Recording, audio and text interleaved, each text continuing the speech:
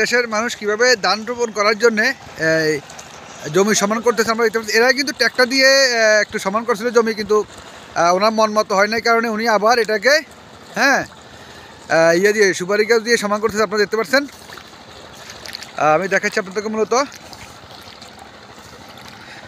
এরপরে বীজ কীভাবে রোপণ করে ওটাও দেখাবো। উনি ঘুরে ঘুরে আসতেছে, আমি দেখাচ্ছি আপনাদেরকে। আসলে ওনার প্রচেষ্টা অত্যন্ত ভালো এবং জমি একবারে ফিনিশিং হয়, আমি একেবারে সুন্দর হইতেছে। প্রায় মুহূর্তে একটু ওনাকে জিজ্ঞেস করবো, কাউকে 1 মিনিট আপনি খান তো মুরব্বী, এই যে আপনি এই জমি যে সমান করতেছেন এইটা না ট্র্যাক্টর দিয়ে হাল দিছে, আপনি আবার কেন ইয়ে করছেন? সমান করলে জমিটা সমান হয় আর মানে এরা দেওয়ার পরে আপনি আপনার মন মতো আবার হয়নি, তাই জন্য আমি আবার সমান করতেছি। সমান করলে দেখতে সুন্দর লাগে। হ্যাঁ, আমি দেখতে পাচ্ছি এখানে এই যে দেখতে সুন্দর লাগছে আমার কাকুর এই জিনিসটা জমিটা। হ্যাঁ, এই কারণে আমি আবার নিজে আবার সমান করতেছি। বিশাল এই জমিটি কাকু পুরাটা জমিটি কিন্তু উনি সমান করছে। আপনারা দেখতে পাচ্ছেন বিচ্ছিন্ন এলাকা জুড়ে এখানে ধান রোপণ করা হচ্ছে। এখানে কীভাবে জমি সমান করে এবং ধান রোপণ করে ওটি দেখাচ্ছি আপনাদেরকে। ভাই, আমি এই যে আপনার যে ধান রোপণ করতেছেন কেন, এটা আপনারা জ্বালাগুলো আপনি ভালো নি মোটামুটি ভালো, আপনার রোয়াটা সুন্দর মতো হচ্ছে নাকি? হ্যাঁ, সুন্দর যাচ্ছে। এই যে 28 ধান। কি ধান এটা? 28। 28। কোন জায়গা থেকে আসছে ভাই? বাড়ি কোন জায়গায় ভাই? পঞ্চগড়। যাক, রাজশাহী পঞ্চগড় মানে পাশাপাশি না, অনেক দূরত্বে। আমরা যাচ্ছে বাইরা পঞ্চগড় থেকে আসছে। আপনারা কয়জন আসছেন এখানে ভাই? আমরা আসছি 15 জন। 15 জন আসছেন। আপনার বাড়ি কি পঞ্চগড়? না, আমার বাড়ি শ্যামগঞ্জ। শ্যামগঞ্জ। হ্যাঁ, কীভাবে রোপণ করে আমি দেখবো এখন। ওনারা একটু হ্যাঁ এই যে কীভাবে বীজ রোপণ করে আমি সরাসরি আপনাদেরকে দেখাচ্ছি। হ্যাঁ, এটা ভিডিও করতেছি। আসলে এই যে কৃষি কাজের জন্য যে যা উপাদান দরকার এগুলো কিন্তু তারা মূলত হাত দিয়ে করে এগুলো। আর বিশেষ করে পঞ্চগড় থেকে যারা আসছেন, আপনারা কয়জন আসছেন ভাই বললেন? পঞ্চগড় থেকে 15 জন না? 15 জন। আলহামদুলিল্লাহ, ওনারা এই অঞ্চলে বিশেষ করে বৃহত্তর লক্ষ্মীপুর বা আমাদের শ্যামগঞ্জের ভিতরে কিন্তু ওনারা 15 জন সবাই কিন্তু একইভাবে কাজ করতেছে, রোপণ করতেছে।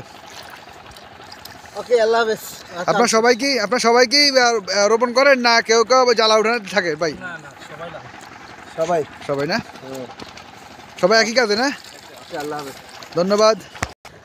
ওনারা কিন্তু 15 জন কাজ করে। এই আমি যখন জিজ্ঞেস করলাম, ওনারা সবাই কিন্তু এই যে ওনার সাথে যারা আছে বাকি 14 জন, তারা কিন্তু জ্বালা উঠানে ব্যস্ত বা বিভিন্ন দিক থেকে ওনারা নিয়ে আসবে। কিছুক্ষণ পরে ওনারা চলে আসবে। আমি চেষ্টা করবো, আমি থাকা অবস্থায় যে ওনারা আসে এখানে আমি তার ভিডিওটি আমি দেখানোর চেষ্টা করবো আপনাদেরকে। এটি কিন্তু আমার ইউটিউব চ্যানেল এক পলক মিডিয়া তে থাকবে এবং আমার পেজ এক পলক মিডিয়াতেও থাকবে।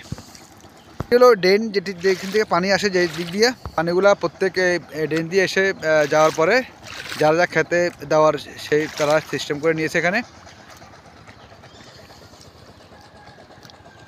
বিচ্ছিন্ন এলাকা জুড়ে এটি আপনারা দেখতে পাচ্ছেন লক্ষ্মীপুরের ভিতরে এই বিশাল একটি বিল। এর আয়তন অনেক বড়। এরপরে কিন্তু এই পাশেও আসবে। এই পাশে এখন পর্যন্ত ট্র্যাক্টর দিয়ে করে নেই, 2-1টি জমি দিয়েছে। কোনো জমি সহ তুই যাস? হ্যাঁ, তোমাদের জমি কোনটা করবে এবার? হ্যাঁ, তার এই যে এই হাতটা একটা জমি আছে তার, এখানে এই জমিটা চাষ করবে এখানে।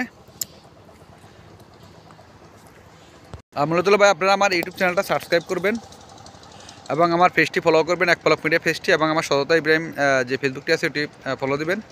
আর বিশেষ করে আমার ইউটিউব চ্যানেলটা একটি সামাজিক জিনিস, আমি আপনারা জানেন সামাজিক জিনিস আমি সবসময় তুলে ধরতে চেষ্টা করি, মানুষের সুখ দুঃখে চেষ্টা করি এগিয়ে আসার জন্য। সবাই আমার জন্য দোয়া করবেন, আর বিশেষ করে আমার চ্যানেলটা সাবস্ক্রাইব করবেন এবং কমেন্টে জানিয়ে দিবেন। এবং আমার সর্বোচ্চ ভিউ চাই আমি আমার এই ভিডিওটিতে এবং আমার এই লাইভটি, এবং আমার যে আপনারা শেয়ার করবেন, এবং বিশেষ করে আমার শেয়ারটাই দরকার মূলত আপনাদের। এই বিচ্ছিন্ন এলাকা জুড়ে যে চলছে এখন কর্মকাণ্ড, এখানে ধান রোপণের কাজ চলছে।